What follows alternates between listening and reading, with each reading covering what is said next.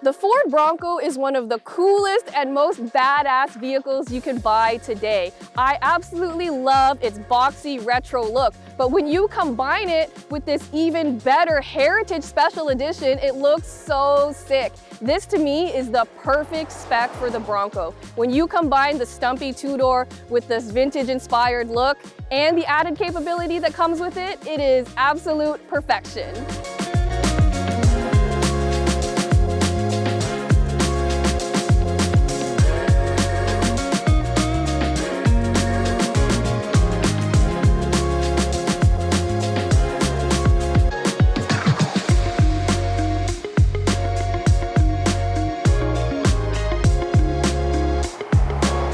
For more expert car reviews, don't forget to share our channel and subscribe so you can catch some of this and maybe even a little of that.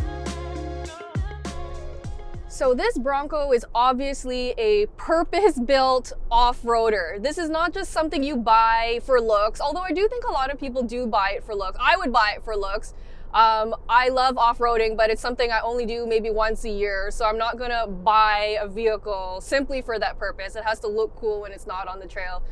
We're not gonna be off-roading it today, but we have off-roaded the Bronco before. Dan did a video a bit far back ago, but we'll link it here for you. And he went with a whole bunch of Jeep people, and he was able to keep up with no problems at all. So if you're interested in knowing more about what the Bronco is like to off-road, please go watch that video. They did such a great job on it, and it's really fun to watch. But today we are just driving it on road. Still, this Bronco is loaded with every single thing you need to get where you're going off-road and not get stuck. And if you do get stuck, there are many options for recovery as well. So there's tons of off-road goodies here. First of all, there's a 2-speed 4x4 system. There's disconnecting sway bars, locking diffs.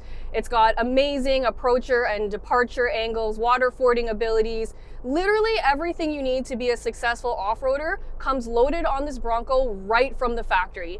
And yes, it's so overbuilt. It's way more capable than it needs to be. But honestly, that is why people buy the Bronco, except for the fact that I think it's way more stylish than any other off-roader out there. This Bronco also comes with GOAT modes, which really just tailors the powertrain to make sure it can tackle any terrain you're driving. So, you know, it has different modes for sand or mud or ruts or anything like that. I've been driving it in eco mode because I am responsible and I'm not going off-roading, so I'm trying to get better fuel economy. And then you can also do something really cool that Jeeps can do, which is take off the roof and the doors if you wanted to get closer to nature while you're off-roading, or you just want to look cool and be like Zoolander. That's an option for you too. And when you do take off the roof, there's also a body color roll cage, which is awesome. This thing looks so sick with the roof off, but I do want to warn you, you can't do it alone. It's at least a 2 or 3 person job to do, so make sure you've got some help.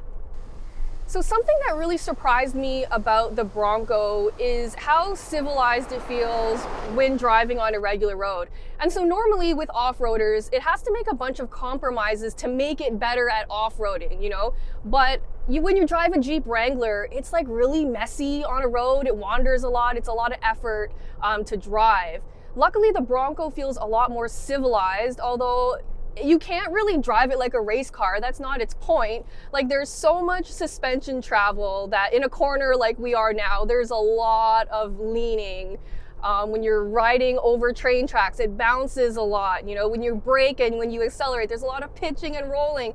And I think that it's just so much fun to have the Bronco drive like this, mostly because it's way more engaging than if it wasn't like this. And in a normal car, I would think these things are negatives, but because all of these things are things that help it be better off-road, I think it's really fun to have its on-road personality really shine. It has a lot of character, which I love.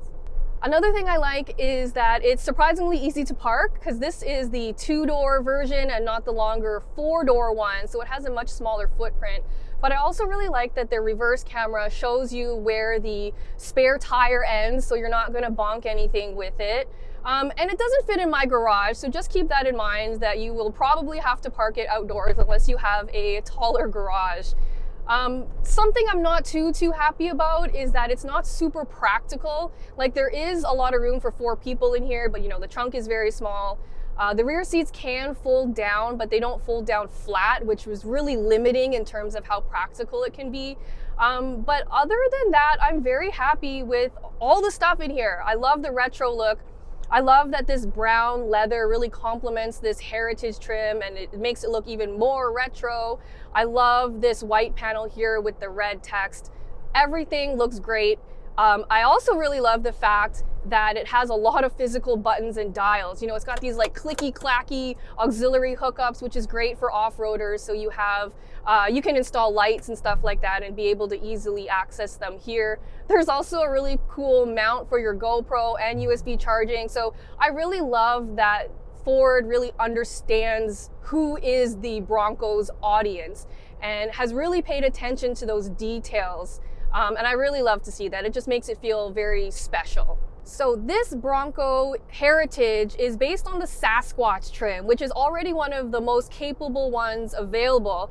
And this one has the upgraded 2.7 liter turbocharged or EcoBoost 6-cylinder.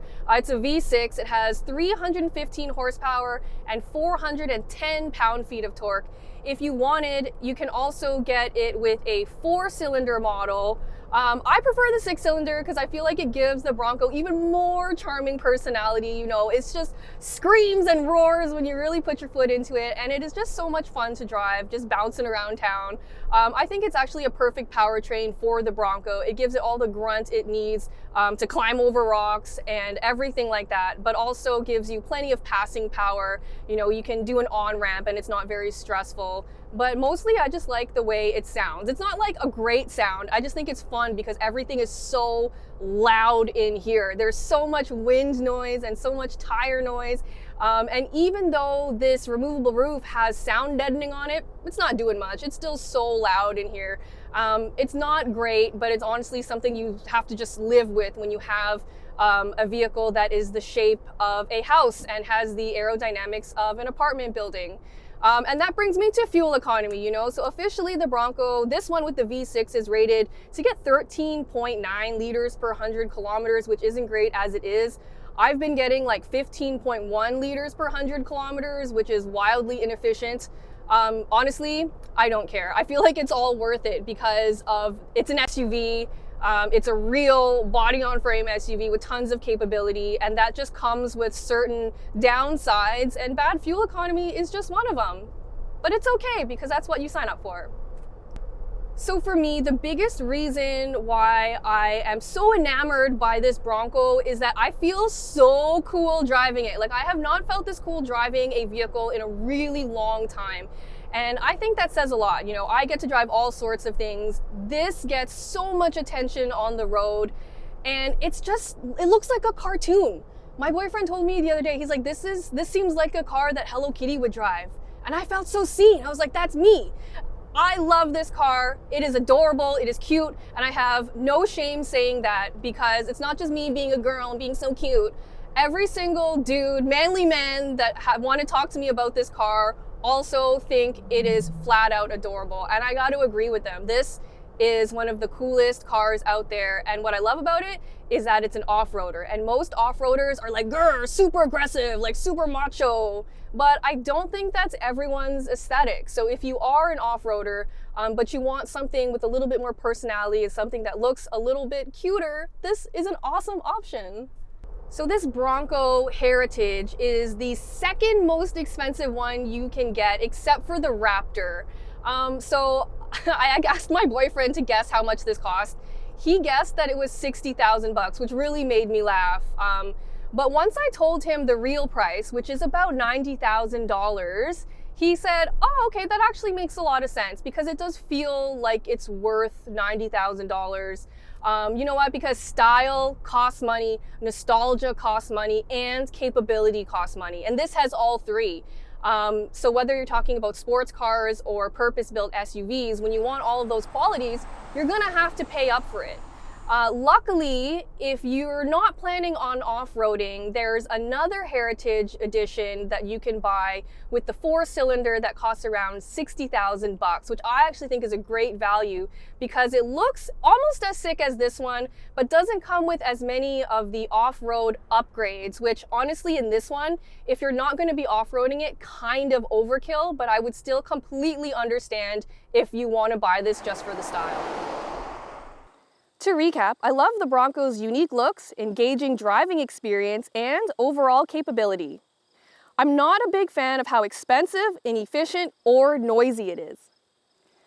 I love this Bronco so much. Do I care that it's inefficient, noisy, and expensive? No, not at all, because to me, this has so much personality and so much character, so it's worth every penny, especially when you consider how capable it is.